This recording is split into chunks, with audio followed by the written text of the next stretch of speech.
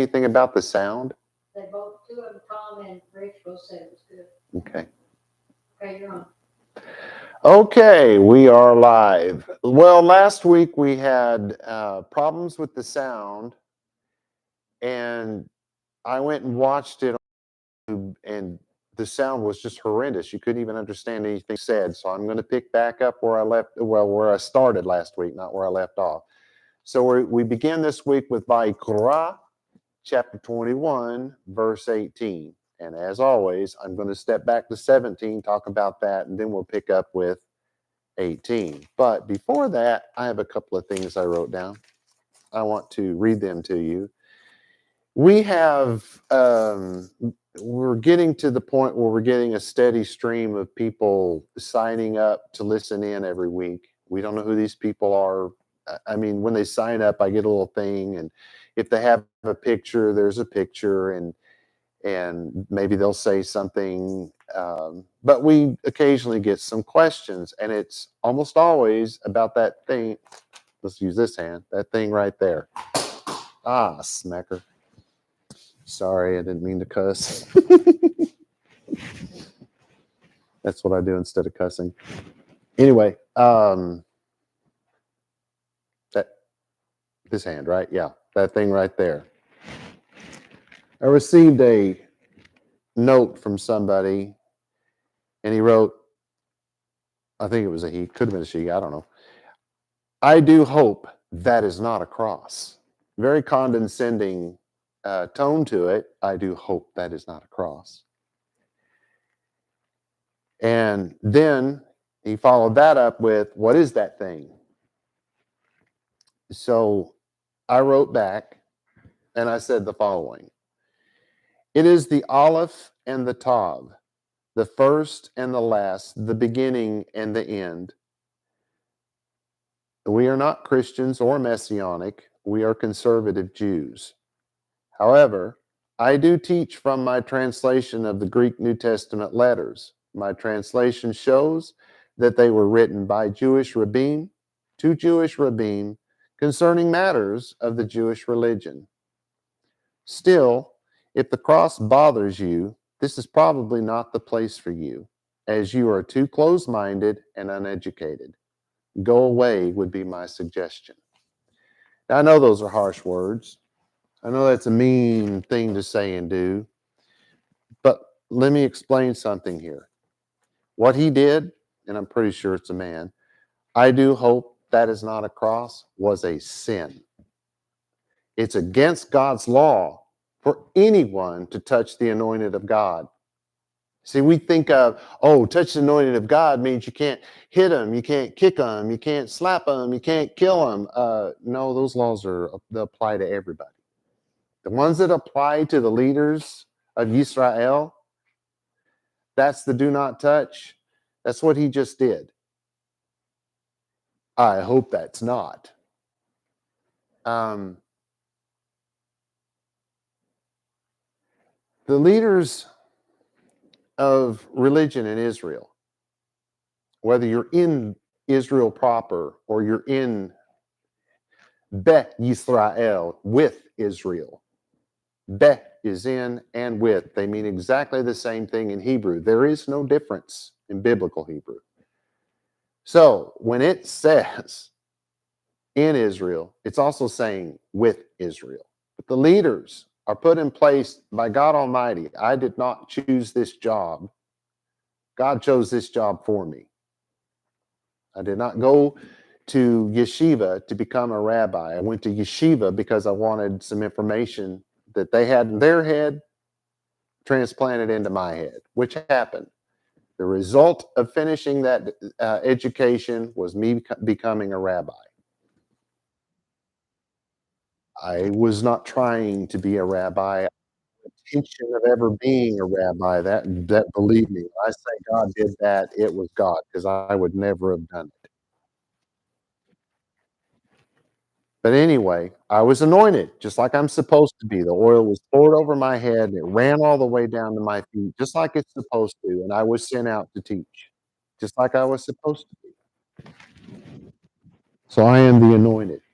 And when you talk condescendingly to God's anointed, whoever they are, no matter who they are, you have committed a sin, a grievous sin. It's as if you murdered somebody. It's that bad. So it becomes my job as the rabbi, whether I'm your rabbi or not, you spoke to me. So it becomes my job to put you in your place, which is what I did. And I don't have to be nice about it. No, I don't. Besides, I had the thought that the last time I got onto a guy for committing a sin against his rabbi, he became one of my very best, if not the best, it could be argued, student I've ever had. He is with me to this day. And I tried with all my heart to get rid of him, way harder than I tried with that guy. And all our congregation knows exactly who I'm talking about. So maybe we'll get lucky and I get another good disciple. Who knows? Hey, Daryl, do you want me to be mean to you?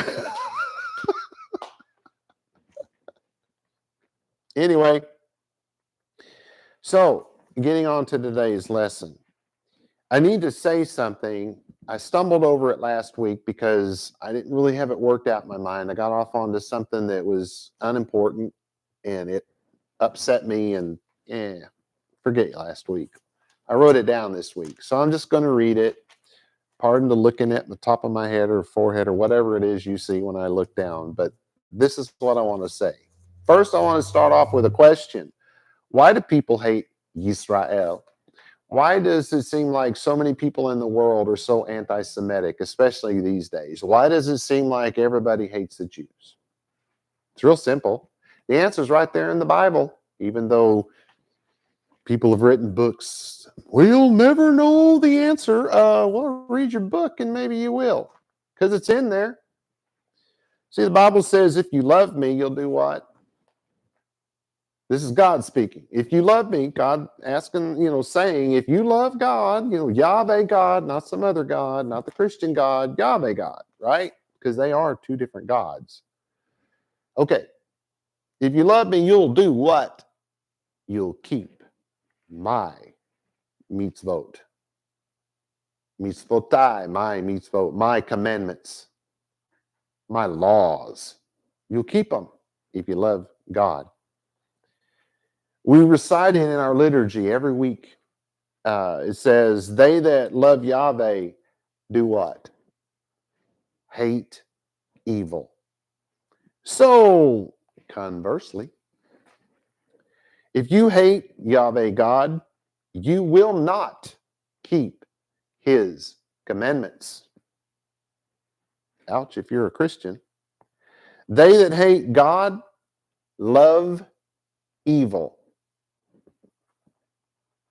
We can conclude that if people hate Yahweh God, they will hate you. It's right there in the Bible. That's why people hate Israel. That's why there has been and will always be anti-Semitism. America is on a trajectory towards socialism, communism, authoritarianism, Marxism, you name the ism, and you name the ism, what are you naming? What does all of the isms have in common? Tyranny. Tyranny. A very loud, squeaky wheel group of elitists are driving toward an end to America as we know it. God-hating, law-hating, tradition-hating, disobedient, self-aggrandizing authoritarians who believe they know what is good for the population better than the population, who have almost completely convinced the masses that their version of America's future is shared by the masses, which, of course, it is not. I came to the conclusion at the age of 12 or so that as the world goes, so goes the church.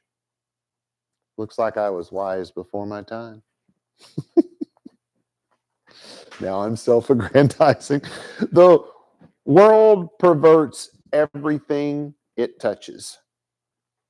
Biblically speaking, every human, as long as he or she lives, is subject to God's law.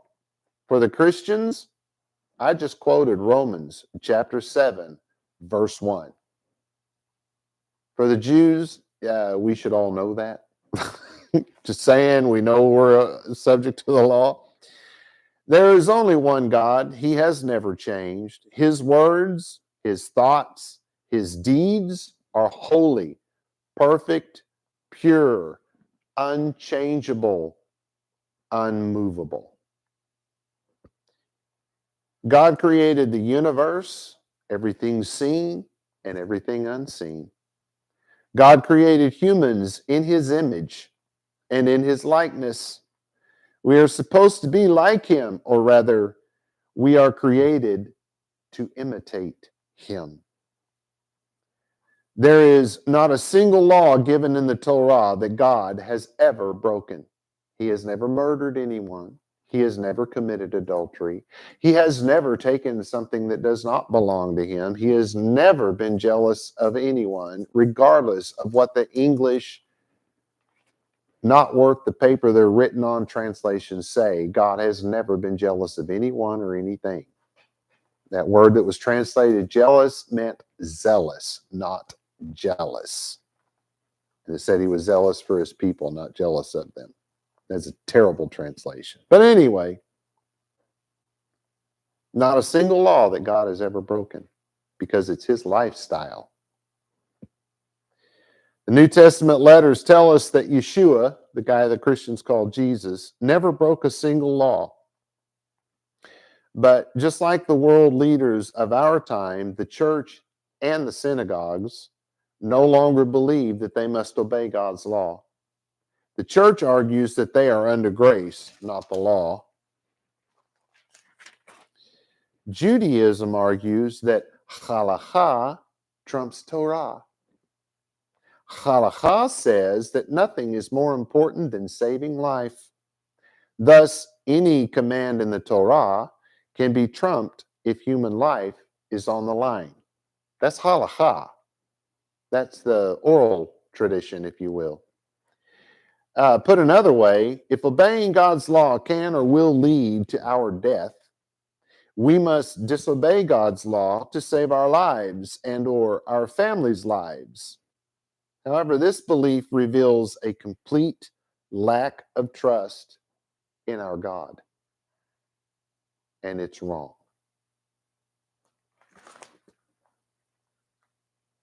The world teaches us that if we blindly follow the teachings of one man, especially if that man's teachings are rigid and full of rules, we are in a cult, because they don't know the difference between a cult and the occult.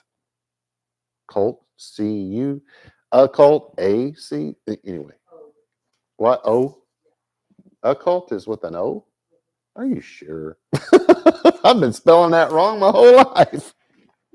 Oh, well, doesn't matter. I've never been in part of one of those. Anyway, yet the Bible tells us to obey our religious leaders. One passage in the New Testament letters mentions some terrible hypocritical leaders and says that people should obey what those leaders say. But it then tells them not to do what those leaders do.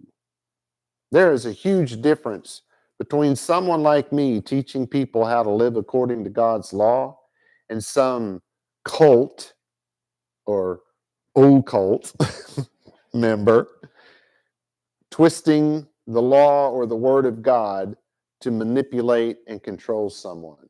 A huge difference.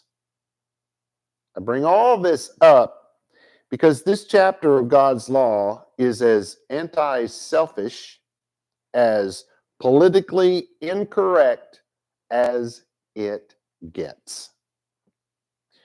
For the most part, God does not explain why he made these rules, these laws. The sages, of course, attempted to give explanations, but they are speculative at best and stupid at worst. No, they're not that. They're stupid. Okay. Anyway, so the question is, do you trust God enough to just do as he says and does? Will you obey him just because he said so?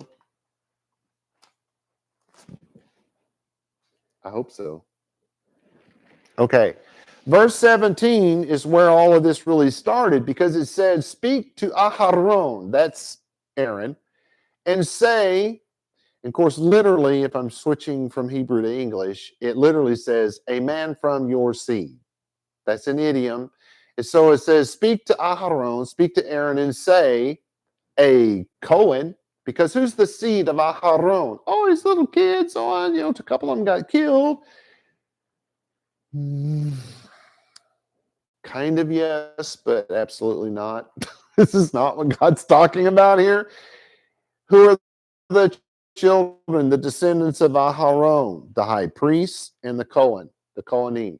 Those are the descendants. So the people who are in these offices, the people who do the work of the Kohanim, whether it's high priest or regular priest, those are the descendants.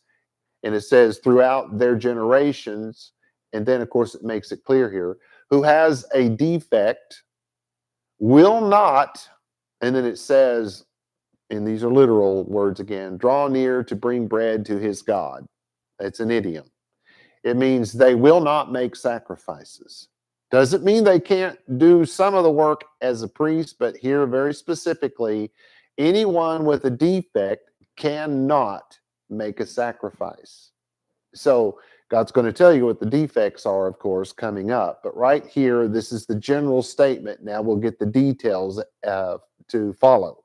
You with me so far? So now we begin with our very first word for today in verse 18. Here's a very, very literal English translation. For all man that in he defect not he approach man blind or lame or destroyed or stretched out. So here we get the details. So, of course, in Hebrew is kikol ish asher bo mum. Okay, for any man that in him has a defect, mum, a spot, a blemish, it's to stain something. It's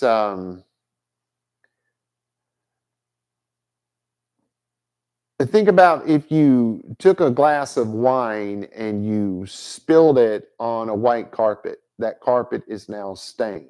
So you understand he's not talking about somebody's born with freckles on their face. No. But if they got freckles later in life, it's a little gray area there because how is that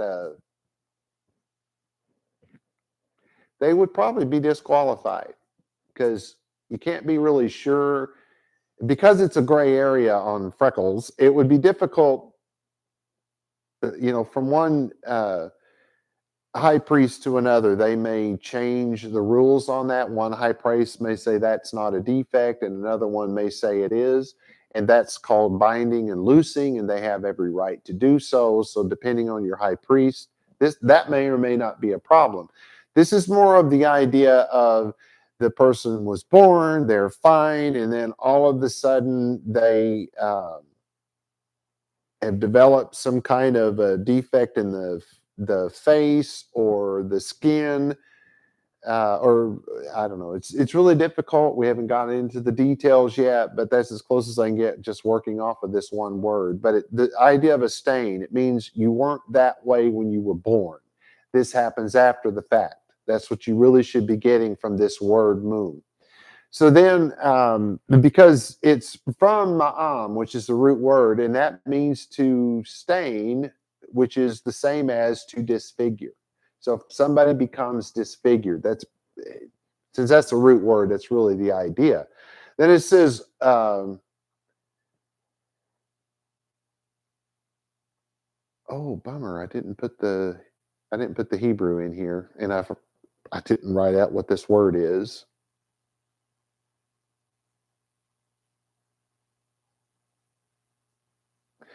So it'd be something like yekarav, to approach, to come near, used of men and poetically of things, especially of time.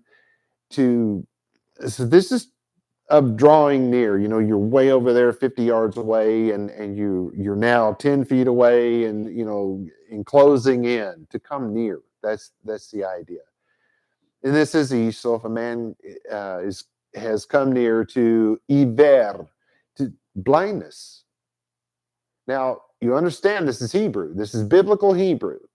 So you have to understand that blindness happens in two ways in biblical Hebrew. One, you're losing your eyesight, which you could guess that, well, God probably doesn't want somebody going blind to be making sacrifices because he may fall in the fire, but that's still speculative. God didn't say why. He just said that if somebody's going blind, because remember, not born blind, is blemished, is stained, is going blind. That's a problem. And God says, nope. Pretty politically correct, if you ask me, right? Then it says, O Pesach, and not Pesach, Pesach. It's not the same word. It sounds a lot like it, doesn't it? O is how we say or in biblical Hebrew, just O. So Pesach is to be lame. So it could be even of a limp.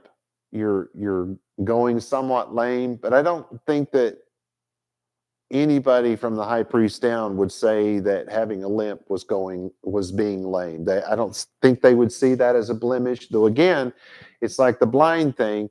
Did I say the thing about? Oh, I didn't say that thing about the blind thing.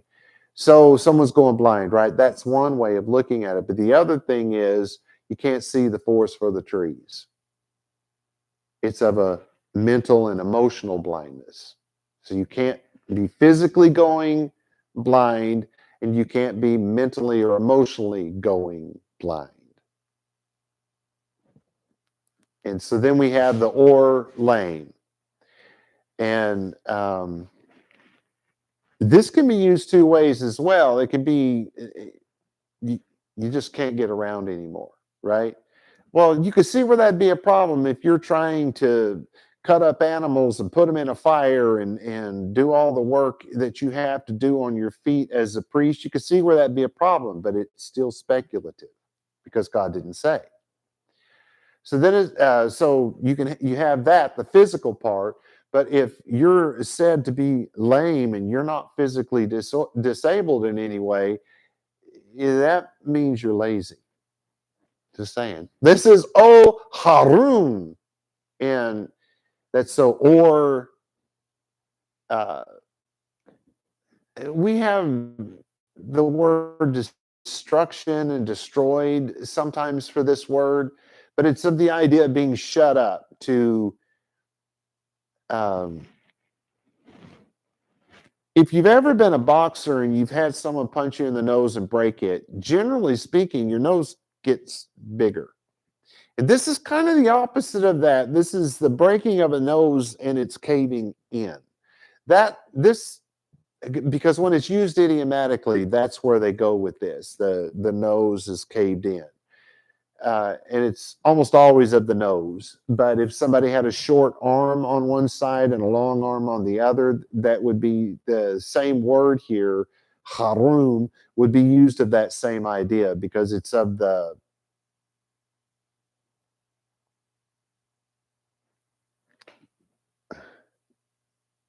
of the drawing in, the shortness, if you will. That's really not a good way to say it, but the drawing in is the way to say it.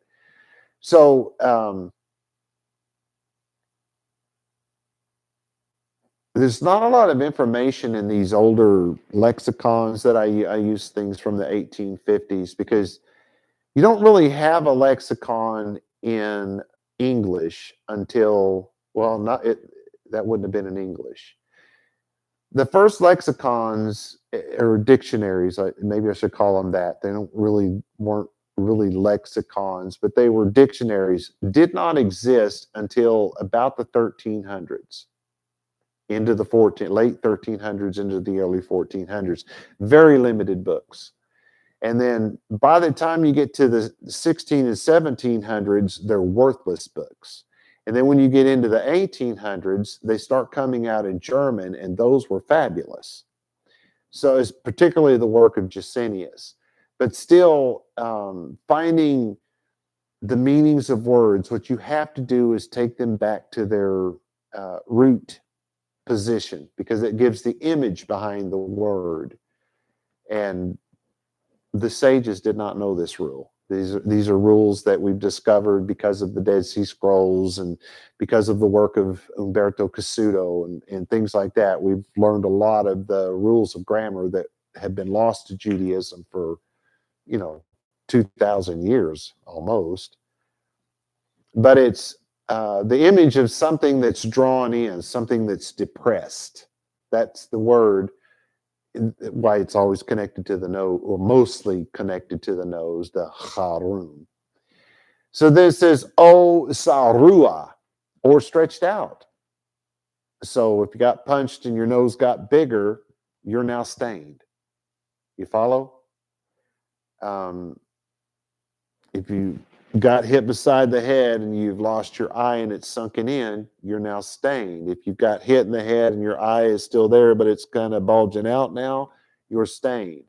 Being born that way is not the same thing. This is of somebody going from what they were born like to something else. And I hope you can understand what I'm saying there. So my translation, for any man who is disfigured, blind or lame or depressed, maybe we should say body part, or stretched out body part, will not, it says, draw near. Now we had that in the previous verse, so we know that draw near is the shortening of the idiom that was already given, so we know that means make sacrifices. Have I expressed that? I'm not sure if I've told you that before.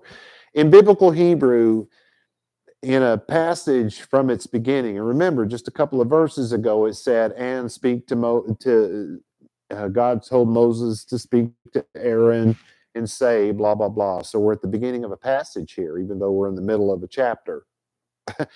The way it was done was not right, but that it is what it is. So we're at the beginning of something, and so at the beginning, they give us the idiom, and the idiom was kind of long-winded, and it was about drawing near and all that kind of stuff, and we understood, knowing the idiom, we understood that meant that they weren't supposed to make sacrifices. So as we go down, they don't tend to say the whole idiom anymore. Now they're going to shorten the idiom. So make sacrifices. So anyone with these issues, see, first he gave us the overview. Now we have some details. Do we have them all? Don't know. Got to keep reading.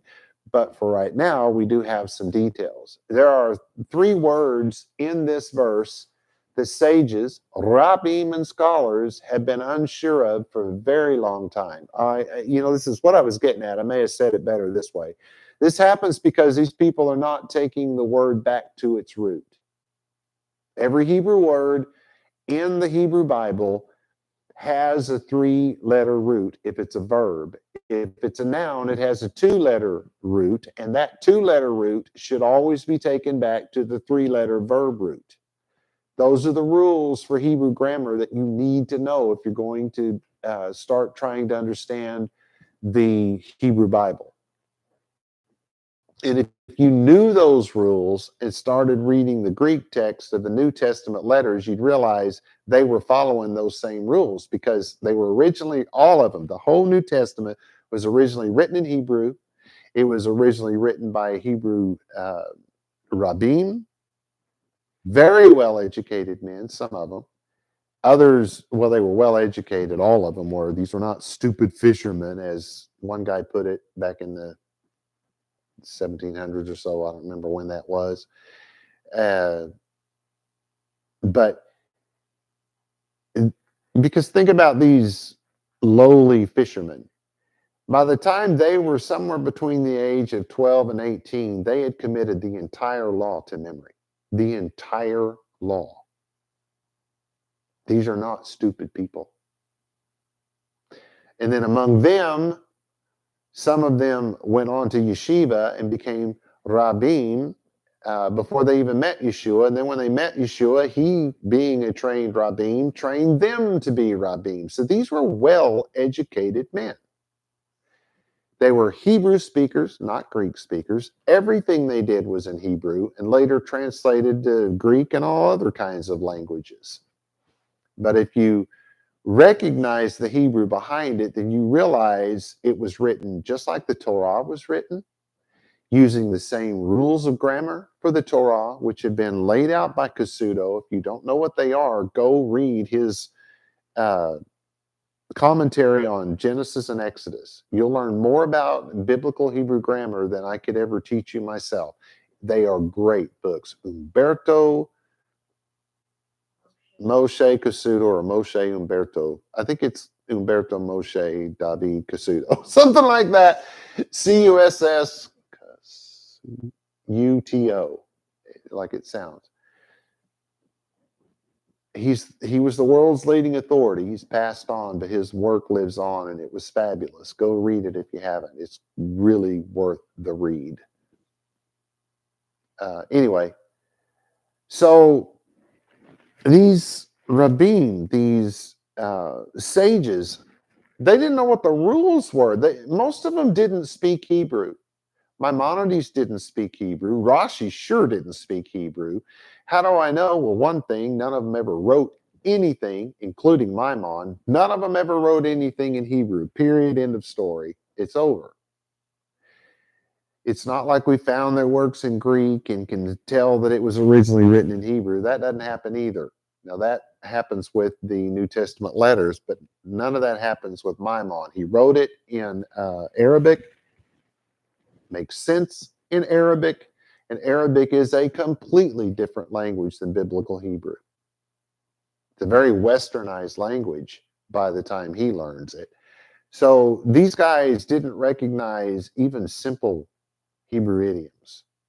They didn't know the rules of grammar. They had never made a sacrifice, apparently, because you read their commentary, you could tell these boys had never been in the country.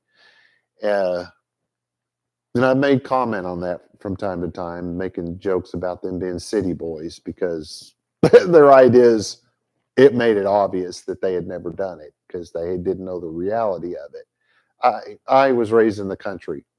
Believe me, it was easy for me to recognize. So anyway, our first important word was mum, which was from the root, which was to stain, to disfigure. The second word was harum, which was from the idea of shrinking, to be depressed in some way. Not depressed like, oh, I feel so bad for myself, but shrinking. You know, something is not as long as it used to be. Maybe your hand is withering up or something like that. That would be probably the best example I could give. And then we have sarua, which is it's become stretched out. One ear lobe is longer than the other, perhaps. I'm just looking for something I can throw out there. All right, so let's talk about verse 19. So very literal in English, it's or man that he will be in it, corn foot or corn hand. So it's O as in or in English. We say O in biblical Hebrew. Or ish asher yiyeh vo shever. And really, most of these words aren't really important because it says, or a man who is or will be with him. Then we have shever, which they say in the Jacinius that this is a corn, like you have a corn on your foot or your hand, as it said. You know what the word means? Terror. It's from the idea of the mind being broken. PTSD would be a really good example.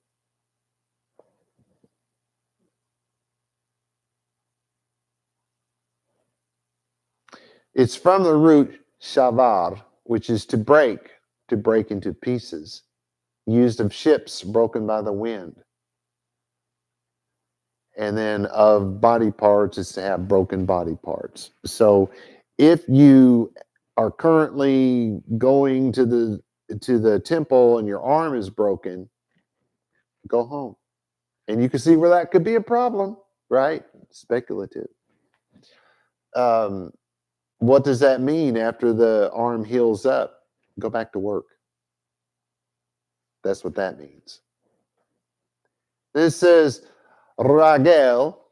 So if you have a broken foot, ragel is your foot, the thing you walk on. It's exactly what you think. And it says, oh, shever, there's your word for terror, broken mind, something's broken. And then it says yad, that's the hand. So this is very specific to the foot and the hand. But in Hebrew, the hand is the whole thing and the foot is the whole thing. It's not just what we would think of in English as just the foot, as opposed to the ankle, as opposed to the shin, as opposed to the thigh. All of that's the same thing. And the fingers, the palm, the wrist, the forearm, or whatever the heck that's called. Bicep. I could not think of that. All of that's the same thing. Yod, yod. Either way, it doesn't make any difference how you say it. Those are the two things that must be broken. So if your hand has ever got a broken mind, no, just kidding. Anyway, so it says, or a man whose foot or hand is broken within him. It really literally says in him or with him. So however you want to look at that. If he has a broken hand or a broken foot, he cannot do his duty. It does not mean that once it heals up, that he's done for and can't ever work again. It just means while it's broken, he cannot do it. It could be that God's trying to be merciful because God knows that if you're running a little shy and you got a lot of people coming, maybe you make that guy hobble around on a crutch or something. God says no. Speculative. We don't know why. Verse 20. Very literally in, translating the Hebrew into English. Or humpback, or withered limb, or defect in eyes he, or scurvy, we'll see, or he scabbed or crushed testicles. Every time I read something like that, I think, who's going to police that? I would give up my job as a Cohen if I got stuck with that duty. Just say. Anyway, so it says, oh, which is or, giban. That's a humpback. It's not someone like me who has the pain between the shoulders because I got a broken or crushed or whatever vertebrae, because every once in a while I'm bent over because it hurts so bad. Generally, when I first stand up, but give me a few minutes, I'll be able to straighten on back up. That's not what this means. This is talking, think about the Hunchback of Notre Dame, and you know what this is talking about. Then it says, oh, doc, a withered limb. So now we're getting real specific about that'd be the hand or the foot. Your limbs, right?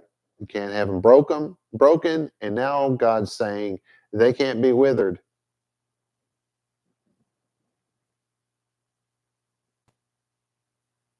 Then it says, O tevalu. That's stained, spotted, having spots or stains. It's essentially the same word. It's a very different word, but it's essentially the same meaning as before. You didn't start off this way, but now something's gone wrong. Something's not right. It should not be that way. Freckles don't fall into that category as far as I'm concerned. But again, it's a gray area. I think God's a little more concerned about real things, you know. But anyway, um,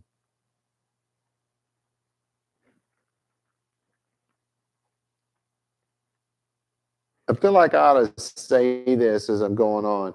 This stuff is, it's why I said the things I did at the beginning, because how politically incorrect is all this stuff? Oh, you can't blame that person. Oh, you shouldn't be judging that person. God does. And He's the rule maker. So now it's, so we have a withered limb, and then it says, or a defect, and then it says, ba'ano. So that's in or with your eyes. Something's wrong. Something's gone wrong with the eyes. And again, let's say it's cataracts. Let's say your eyes are turning all gray and stuff like that. And especially back in the day, well, you're going to have trouble seeing. And again, you could fall in a fire, or worse yet, get other people harmed because of it. But that's speculative. God doesn't say why. He just says that if there's something has gone wrong with your eyes, and we're not talking you're cross-eyed, because who would have known back then, that would have been hard to tell. This is something, all of this stuff is physical. You have to see it. So, but if somebody's constantly got drainage coming out of their eyes, now that was picked up on by the sages, and I think rightfully so. But or let's say, not that you were born with one, but at some point one of your eyes turns hard to the left or hard to the right. Now you got a problem. If cataracts have covered over your eyes and they're visible, now you've got a problem. You can't do your work. Well, what happens if you get laser eye surgery? Which, of course, back in the Bible days wasn't possible, but God knew it was going to happen, right? So you go get the eye surgery. They take care of that. Can you go back to work as a priest? Yes. Yes, you can. So it says, oh, garuv. And they say scurvy. No, it's a word for scab. So why does it get connected to scurvy? Because you're covered in scabs. But the word means scab, not scurvy. So God doesn't even want you working if you got all these visible scabs wherever they are. It doesn't make any difference if they're on your face, your hands, your arms, whatever. You're not supposed to be working in God's holy place. Why? Because you're not the way God designed you to be. You have a scab because God designed your body to fix itself, and that's a good thing. But while you have that scab, you cannot work making offerings. You can do all kinds of other things, but you can't make offerings. Why would that be dangerous? I don't know. I would have to speculate. Seems to be a theme here. And then it says, oh, Yalefet.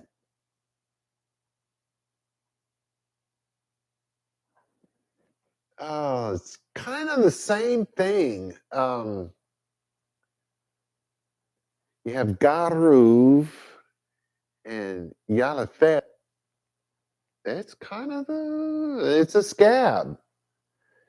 But I think the idea here is more of a lingering scab, because that gets a little scary. When you got a scab that can't go away, back in the day, they were like, "Ooh, has this guy got a disease or something?" Probably if it won't go away, you do. But it could be something as simple as, and I'm not giving medical advice here. Um, what's the thing you got? Thin blood, diabetes.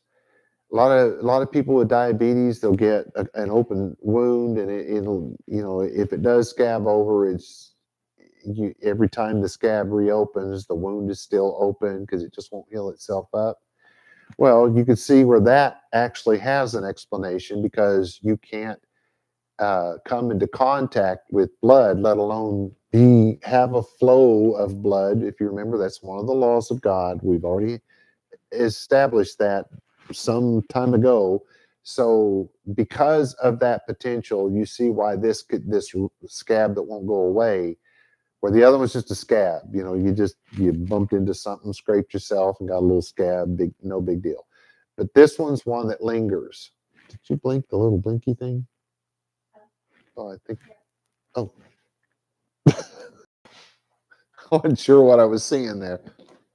Anywho, so I don't have to be speculative about that one, at least in that area, but there would be no doubt many other reasons why. And so far, God's not telling us anything. He doesn't have to. He's God.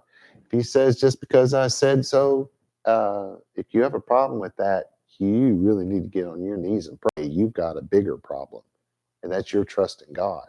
Anywho, then it says, O Meroach.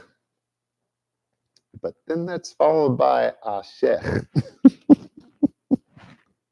Yeah.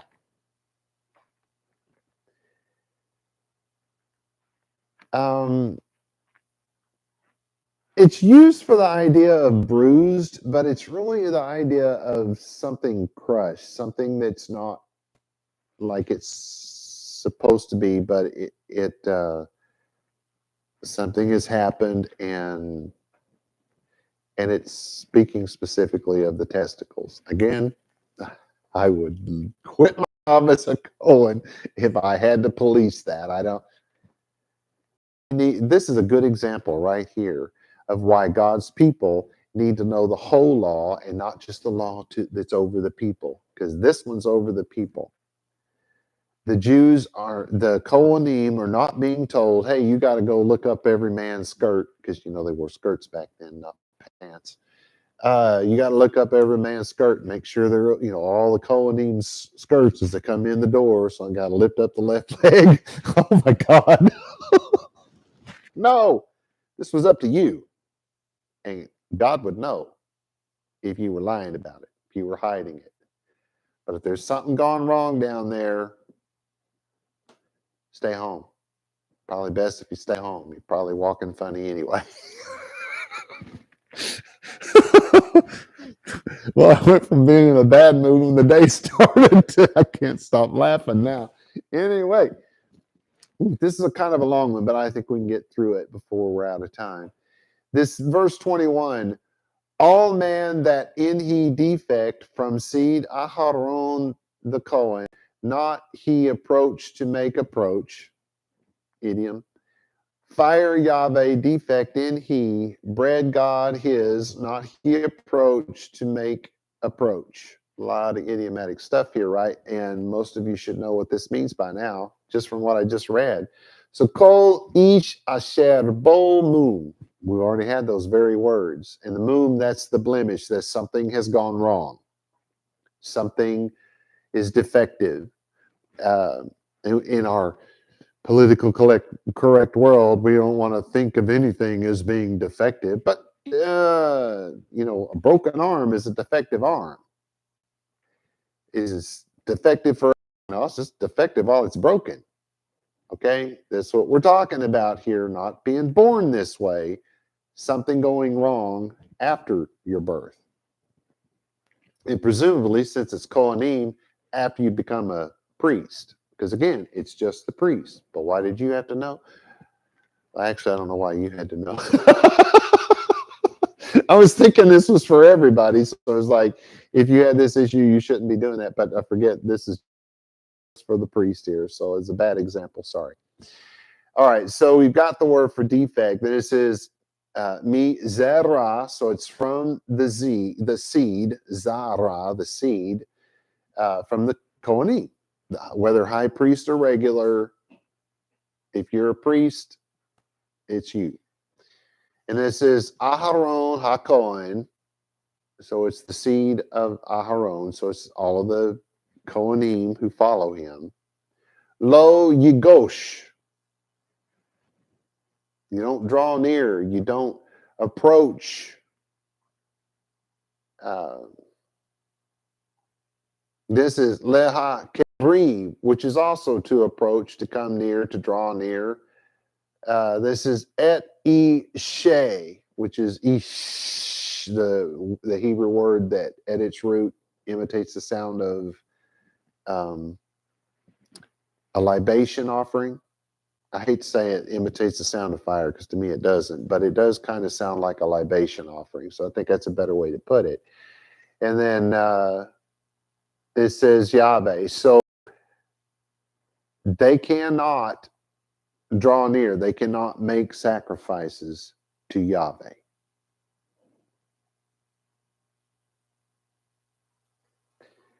And it says mum, which is our word for defect.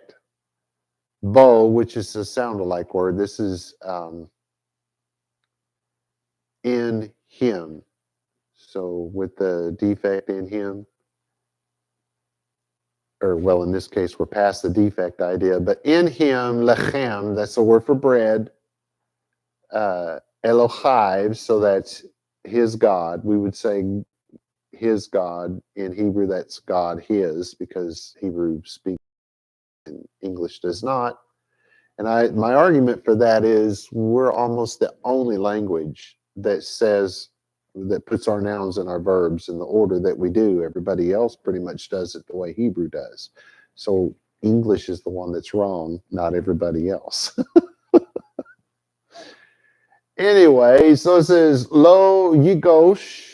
We're back to don't draw near, because lo is the negative article, so you're not drawing near. Leha keriv, to make the approach to draw near, same thing. This is actually a complete repeat of what was just said. So every man who has a defect in him from the seed or the children of Aharon, the Kohanim, will not come near to the fire offering of Yahweh. So this is a little different because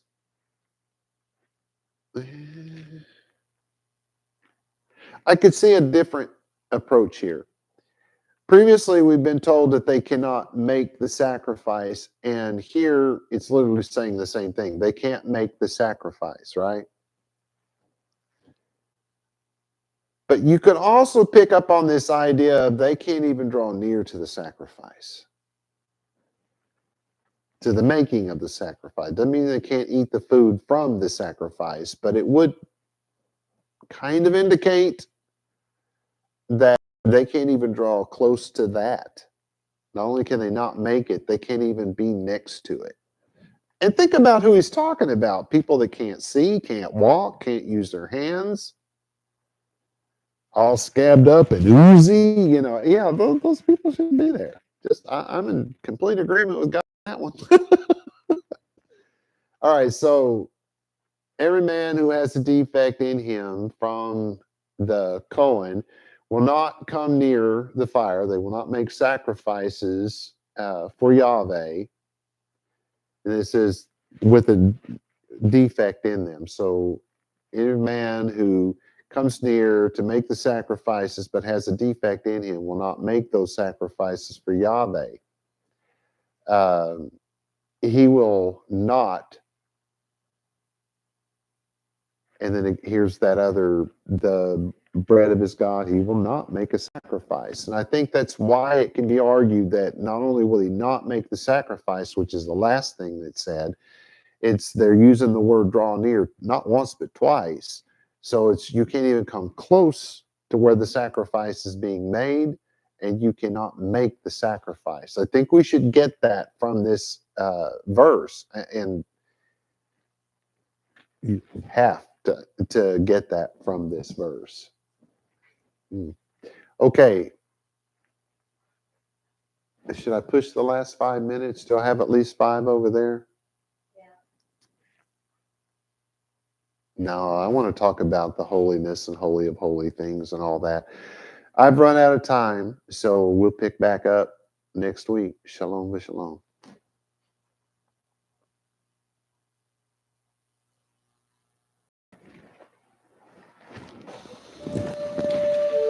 The blessing, vaYiqra. Yevarecha Yahweh v'yish merecha. Ya'er Yahweh panai v'lecha v'hunecha. Yisa Yahweh panai v'lecha v'yasim lecha shalom. And in English, May Yahweh cause you to lie down so that you may rest. May he touch and caress you. May he prepare you for what is ahead. May he watch over you. May he keep you from harm. May he cause goodness to grow in you and take away the bad. May he arrange your life and cause you to flourish. May he cheer you up and gladden your heart. May he cause his light to shine through you. May he show you tenderness, favor, and love in his presence. May he show you kindness and be delicate towards you. May he show you his generosity, mercy, compassion, and desire for you as it comes forth from the depths of his soul. May he lift you out of your pit and deliver you from the things that hold you prisoner. May he draw you to his chest and cast his eyes on yours. May he show you his love and desire for you as he cradles you in his arms. May he bear your punishment and pardon you of your sin. May he take you for his bride. Establish a foundation in you. May he place his name on your heart and mind and make your body his temple. May you be his treasure. May you always be on his mind. May he draw you near and comfort you when you are afraid. May he assure you there is nothing to fear because he is with you. May you and all that concerns you be at peace because he is your friend. Amen.